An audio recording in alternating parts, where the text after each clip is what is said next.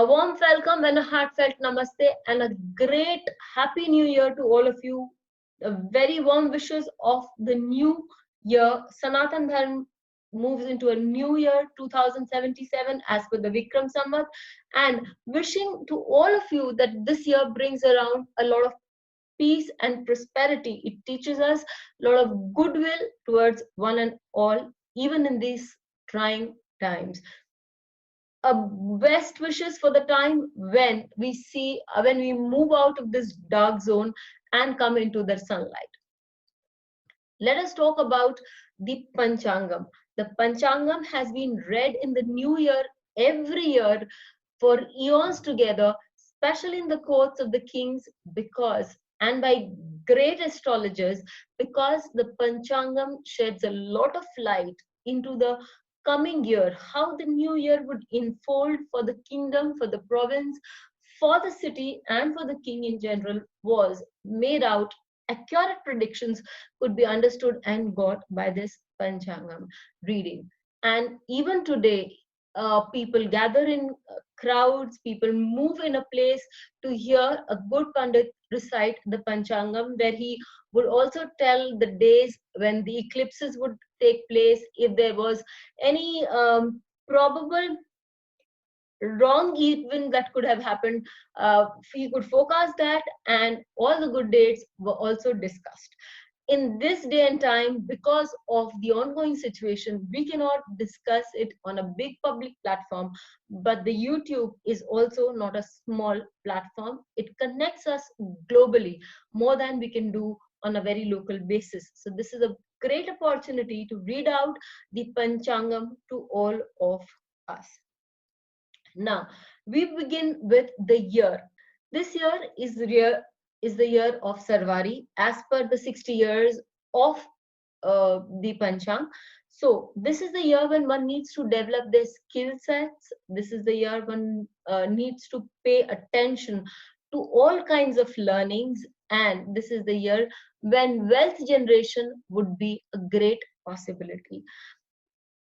Let's come to the Tithi and move and understand how this unfolds for us.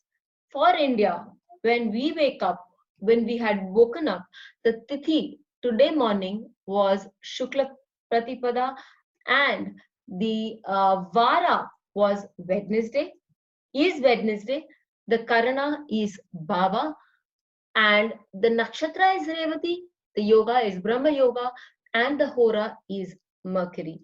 This all translates into very simple terms, but this is things that the Panchanga consists, the 5 elements, and they are the primordial elements that is very important to understand, to know how life would unfold. And for India in particular, let us see how this works out. Pratipada, as every new year for us, begins with Chaitra Shukla Pratipada. So Pratipada is ruled by Agni, and the planet that it represents is Sun. It is the Nanda Tithi. That means it is the time of enjoyment. It is the time that brings us a lot of joy in our lives. One thing for sure, that all classical texts have also mentioned that it is very important that when you wake up on a Pratipada, be it Shukla Pratipada or Krishna Pratipada, it is very important that you have the best of your thoughts in your mind. You have a very positive outlook of life, so that you would have a very beautiful 15th fortnight ahead of you. So this is one thing all of us need to keep in mind. And the second thing when we talking about Pratipada is that Agni, its Devata, is the creator or the is very futuristic in its approach. So every Pratipada Tithi brings something new and is always in a creative mode. When we look at the sun in our chart, in chart of India, or in today's chart of Pratipada Tithi, Sun is in Uttar Bhadra Nakshatra, and Uttar Bhadra Nakshatra is said to be the one that generates growth. This is a very, very important Tithi, especially for this year, because nakshatra in which sun is, its nakshatra Vimshotri dasha dispositor is sitting in its own house with an exalted planet, making this sun a very, very strong sun for us. And being placed in the 11th house for India, this sun, as the fourth lord, is going to bring us a lot of gains. We move on to karana. Karana is half of a tithi, and it relates to the economic conditions. In fact, if you've not understood what the tithi relates to, let me tell you that the tithi relates to our wealth quotient, and it also relates to how we will interact with the world at large, creating relationships for ourselves. It is a good time to create relationships, but it is also very important that with Saturn being the dispositor and being very strong in Capricorn, we need to understand the economics behind it when we are talking in terms of relationship, and also understand our boundaries with everybody else around us. When we're talking about the Karana, Karana again, Sun is the lord of Baba Karana, for which, as I just told you earlier, India, when we woke up today morning, it was Baba Karana. So the element here is Mercury. Karna relates to our professional life, and it would also be showing the economics of our country. Here, the deity of this Karana is Lord Vishnu. Lord Vishnu is the one who is quiet, who observes silently and understands when to react, when to act, and how to do so by just a very simple smile, enigmatic smile on his face, and knows the right buttons that needs to be pushed or to get work done very silently and very, very cleverly. So this is the time when we would be able to work through this phase. Again, the lord of this karana is sun. Sun here is placed, again, as I have already told you, in case of the tithi, this baba holds again a very strong position for India, because we could move on to be a very super pass in the times to come. There's also an animal associated with every karna. The animal associated with the karna for India here is the lion. The lion doesn't keep roaring all the time in the jungle to make its presence felt. Just a single roar is enough for the population of the jungle to understand that the lion is awake and on a prowl, and they better be at a very safe distance. So when India comes out of this calamity that is actually happening around it, we would be able to prove our mettle and prove that we are a part to reckon with on a commercial footing. Weekday again is Wednesday, and we know that Wednesday is ruled by Mercury. The So this is Mercury is the planet of commerce. It is the planet of trade, and Mercury gives very quick results. So this is the time when we will see that, and since this Mercury is placed in Sabhish Nakshatra, it's a sincere request to everybody to understand the implication.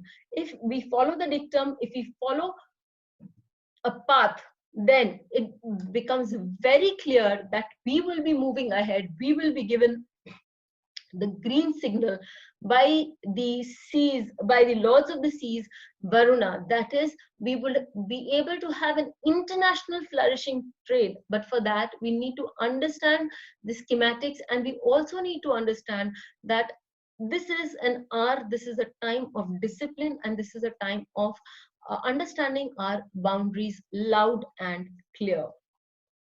We move on further to the nakshatras. As we move on to the nakshatra, we come to a very beautiful nakshatra in the scheme of the 27 nakshatras, and we find that moon is in the nakshatra of Revati. Revati is a nakshatra which brings in prosperity. Prosperity in terms of gains, but this prosperity also is a very, very magnanimous attitude, as Pushan shows towards not just the wildlife, but it also shows a very magnanimous attitude towards all travelers. Pushan also is the harbinger of celestial travel, so he also assists people in the traveling to the other uh, levels or other zones. And before I find and I repeat that everything is hunky dory, I would say everything is not hunky dory here, because on a Wednesday, if it is a Pratipada and if it is in Revati Nakshatra, then this is also known as Utpat Yog, and there are times when this yog will bring in a lot of upheaval in life, but this upheaval will be sporadic, and after the upheaval there will be a lot of gains. So there may be instances in the coming year when there will be upheaval in life and there will be problems in life, but we would be able to overcome them only with discipline and being very caring and not crossing our boundaries. Revati is the nakshatra that provides a lot of prosperity. It nurtures whatever is put in that, and Mercury in uh, being in the 11th house of the natural zodiac, and for India it is in the 10th house. So there would be a lot of nurturing, commercial nurturing, professional nurturing, and as I told you, this year relates to professionalism, to learning new skills. Mercury is also the young prince who has set out on its way to learn new skills. This is a time when India needs to be innovative, India needs to learn and sharpen its skill sets, and everything would be great. The best part of it all comes to the yoga. The yoga, as we know in this year, is Brahma Yoga. Brahma Yoga, for Brahma Yoga, the deities of Brahma Yoga is Ashwini Kumaras, and these Ashwini Kumaras have a very, very beautiful purpose in life. These Ashwini Kumaras are the greatest guides. They're of travelers. They love to help others, and they're very quick in their actions. We just need to call them with folded hands. And the best part is yoga gives you protection.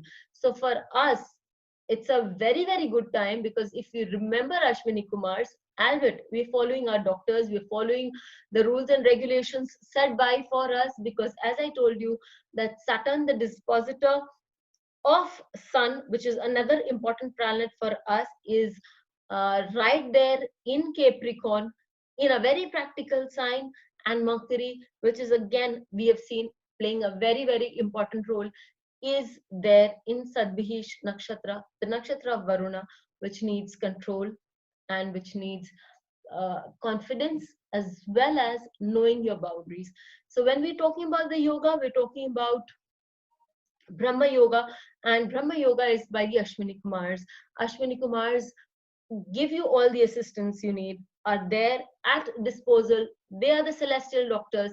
So doctors will be the one providing us with a lot of healing, lot of protection, but and they are ready to come back for us, because the lord of the yogi planet, that is the one that gives you actual prediction, is the Mars, and Mars here is exalted. So the doctors are raring to go, they're raring to help you. And for India, Mars is the seventh lord. Being the seventh lord, it gives you a position in life, it gives you a place, and posited in the ninth house, with our sheer hard work, with our sheer will and sheer grit, we would be able to prove to the world that we are power to reckon with. On the flip side, the other yogi planet is Ketu. Ketu is sitting with in the chart today. Ketu is sitting with its dispositor, that is Guru, Jupiter, and in itself, this Ketu is in its own nakshatra, becoming very, very strong. The good part of it is this energy can be used for isolation because Ketu is the moksha and prefers isolation. Ketu also prefers meditation. Ketu prefers to be left alone. And contemplating and thinking is something that Ketu is far greater at. So when we use up this Mula energy of Ketu into doing something great for ourselves, there are a lot of chances that we will be able to turn this energy into a positive force for us. To recap, before we recap, I would like to add that I had also looked into the Tithi Pravesh chart for India. That would be in August, on 15th of August 2020. For that, I found out that the Tithi Pravesh chart was made from the seventh house, and the seventh lord, that is the Tithi Pravesh Lagna, was Scorpio, which is the seventh house for the natal chart of India, and the Tithi Pravesh lord was in the sixth house, aspecting the Lagna. That makes the Lagna an extremely formidable and giving the chart a great ability to fight any enemy within or without and come out as victorious. So, as I wind up, I would like to add a few things. I would like to add that this is a time that all of us need to follow protocol. This is a time when we need to enhance our learning abilities. This is also a time when we need to be compassionate towards one and all. Understand that we have the ability to come out of it strong, but only if we act sensibly and very, very diligently. This is a time for great learning, so make use of the time, because before you know, we will be out of this and we will be moving into an era where we would be able to do such great work, use our skills that we have learned, and bring in a new financial advancement. Also, we need to understand that there are few things that we can always do for ourselves. We can, since this is a year which is dominated by the sun god, I request all of you to pay your oblations, to pay a homage to the sun god without fail during this entire year, so that you get the energy of the sun god and you have the vitality to move on and ahead. Stay strong and stay healthy. This is also a year which is dominated by Ketu. So praying to Lord Ganesha, doing Ganesh mantras.